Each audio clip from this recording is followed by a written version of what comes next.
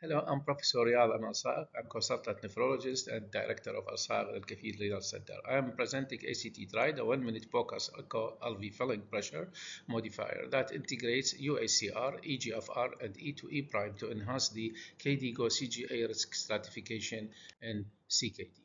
In CKD, the occult left ventricular diastolic dysfunction is common and directly affects dialysis tolerance, ultrafiltration targets, access decision. We need fast, auditable bedside signals when formal echo is delayed. Intradialytic hypotension and intradialytic hemodynamics are cardiac sensitive. The left ventricular diastolic dysfunction contribute to ultrafiltration intolerance and intradialytic hypotension. The ACT adds a rapid E to E prime bedside estimates of the left ventricular filling pressure to the kidney-centric KD-GO-CGA grid. Phase 1 is a derivation cohort in non-dialysis CKD using American and European reference standard echocardiography for left ventricular diastolic dysfunction classification. We standardized bedside focus workflow to match guideline measurements. Our aim is to identify the left ventricular diastolic dysfunction using 3 pillars: albuminuria more than 300, kidney function by estimate GFR less than 30, and filling pressure E to E prime. The rule is focus friendly. E to E prime more than 14 equal to LVDD flag. 10 to 13.9 needs a supportive echo signals when available. The ACT focuses on a single apical 4-chamber view in this 35-year-old female. Mitral E and annular E prime compute to compute E to E prime average. The concept is speed with credibility, one view, one ratio, and one decision modifier. We studied 156 non-dialysis CKD adults across the G3A to G5 input were UACR, EGFR, and POCUS, and we compared against reference echo marker.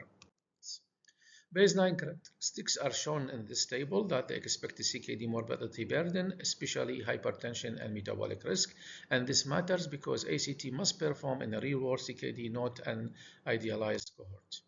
The LVDD prevalence was 41.7 in our study, and the severity of the score passed from 28.2 to 43.6 when used more than 2 flags. So the E to A ratio increased as the CKD is advanced. We operationalize ACT as an offline calculator, enter the UCR, UACR, EGFR, and average, then with optional measure parameters, then calculate and print a bedside report. The workflow is simple. Acquire 4 apical, measure mitral E to and septal E or lateral E prime, compute average E to A prime, then apply the modifier. More than 14 flags LVDD, and if it is less, and there are supportive criteria are available. But here, once there is LVDD, this means that there will be an adding 1 plus to the upgrade KD-GO-CGA. So we upgrade KD-GO-CGA tire by 1 plus if the LVDD is present, and this means that the cells is moved more than 1 cell. The E to E prime more than 14 is clustered in G3B and in G4 and in A2 and A3 in our patient.